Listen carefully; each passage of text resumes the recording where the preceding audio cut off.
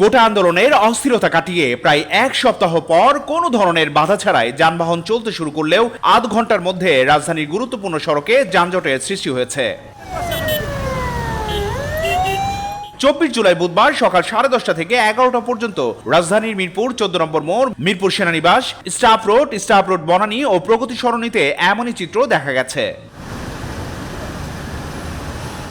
সকাল 10টায় কারফিউ শিথিল হওয়ায় সব ধরনের গাড়ি সড়কে নেমে আসে। এক সপ্তাহের বেশি সময় ঘরে আটকে থাকা মানুষ একসঙ্গে বের হওয়ার ফলে তীব্র যানজটের সৃষ্টি হয়।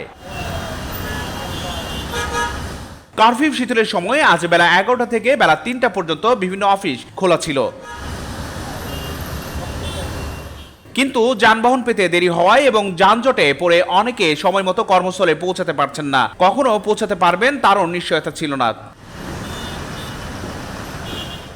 এই বাংলা, ঢাকা।